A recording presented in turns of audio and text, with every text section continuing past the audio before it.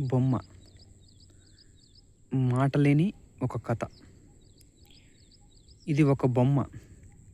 మాటలు లేవు కానీ కథ ఉంది.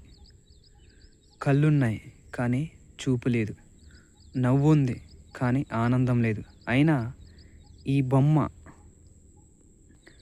మనల్ని చాలాసార్లు మాట్లాడిస్తుంది. బొమ్మ అంటే ఏమిటి? బొమ్మ అంటే కేవలం మట్టి కాదు, కేవలం రంగు కాదు. బొమ్మ అంటే ఒకరి ఊహ, ఒకరి కళ, ఒకరి మనసు.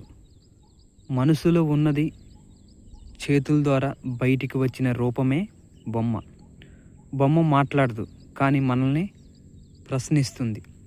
నువ్వు నిజంగా జీవిస్తున్నావా లేదా పాత్ర పోషిస్తున్నావా? ఎందుకంటే బొమ్మ ఎలా ఉంటుందో అలా ఉండాల్సిందే.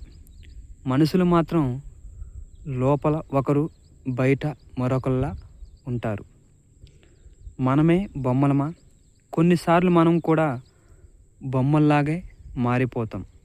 మనసులో బాధ, ముఖంలో నవ్వు, లోపల కోరికలు, బయట మౌనం. మనసు అరుస్తుంది, పెదవులు మూగబోతాయి. తేడా ఒక్కటే, బొమ్మక ఎంపిక లేదు, మనకు ఉంది. బొమ్మ మనకు నేర్పే పాఠాలు. బొమ్మ చెబుతుంది, నువ్వులా ఉండు. నువ్వు నవ్వాలనిపిస్తే నవ్వు, ఏడవాలనిపిస్తే ఏడ్చు. అదే ఏడవండి.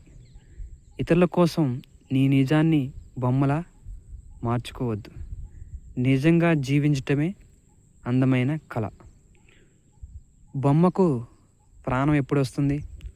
బొమ్మకు ప్రాణం మాటతో కాదు, చూపుతో కాదు, మన భావాలతో వస్తుంది. ఒకరు చూసి అందులో తనను తాను చూసుకున్నప్పుడు ఆ బొమ్మ జీవిస్తుంది. ఈ ప్రపంచంలో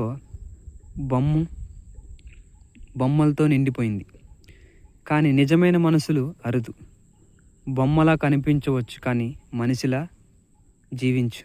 ఎందుకంటే మాట లేని బొమ్మ కూడా నిజాన్ని చెబుతుంది.